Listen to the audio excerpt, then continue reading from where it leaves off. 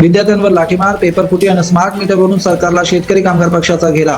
धर्मेंद्र प्रधानांचा तात्काळ राजीनामा घ्या, अदानी धार्जिणी धोरण हद्दपार करा. रोह्यात शेतकरी कामगार पक्षाचं तीव्र आंदोलन.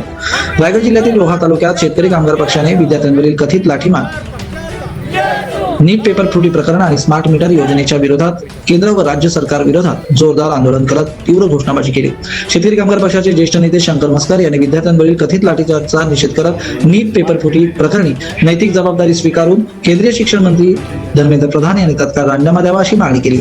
रायगड जिल्ह्यातील 15 तालुक्यांमध्ये झालेल्या आंदोलनाअंतर्गत रोहा येथे नायब तहसीलदार रावसाहेब चोरे यांना विविध मागण्यांचे निवेदन देण्यात आले. या निवेदनात नीट प्रकरणाची निष्पक्षपाती चौकशी, विद्यार्थ्यांवर कथित लाठीमार जो झालेला आहे त्याची चौकशी, स्मार्ट मीटर योजना रद्द करणे आणि सामाजिक कार्यकर्ते सोनम वांगचूक यांच्या आंदोलनात पाठिंबा देण्याची मागणी करण्यात आली.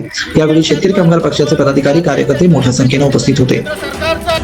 भारतीय शेतकरी कामगार पक्षाच्या वतीने पक्षाचे सरचिटणीस भाई जयंत पाटील यांच्या नेतृत्वाखाली रायगड जिल्ह्यात 15 तालुक्यामध्ये प्रत्येक तहसील कचेरीवर निवेदन देण्याचं मोहीम चालू झालेली आहे आणि त्याचाच भाग म्हणून आज रोहा तालुका शेका पक्षाच्या वतीने आम्ही निवेदन देत आहोत. विशेषतः या भारत देशामध्ये नीट परीक्षेमध्ये महाभ्रष्टाचार झाला, पेपर फुटीमुळे ते पेपर वेळेवर झाले नाहीत आणि अनेक निष्पाप मुलांनी आत्महत्या केल्या आणि जवळजवळ कोट्यावधी विद्यार्थ्यांचं शैक्षणिक नुकसान झालंय आणि याला जबाबदार केंद्र सरकारचं शिक्षण खातं आहे. आणि म्हणून पंतप्रधान नरेंद्र मोदी यांनी तात्काळ धर्मेंद्र प्रधान जे शिक्षण मंत्री आहेत त्यांचा राजीनामा घ्यावा आणि या संदर्भात एक वैज्ञानिक सोनम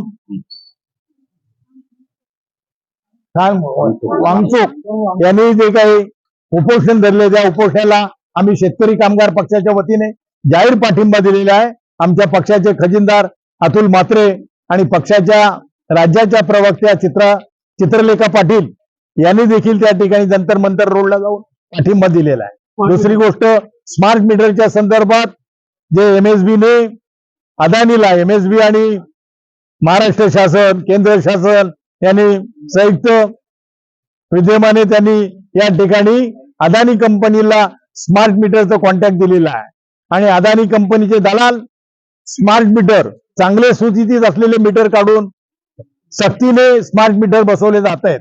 हे स्मार्ट मीटर अति वेगाने धावतात, मीटरची बिलं 10 पट 20 पट येतात आणि जर बिल भरलं नाही तर एमएसबी वाले विद्युत कनेक्शन कट करतात आणि म्हणून हे स्मार्ट मीटर आम्हाला नको आहेत. आम्ही रोहे तालुक्यात एकही स्मार्ट मीटर बसवून देणार नाही.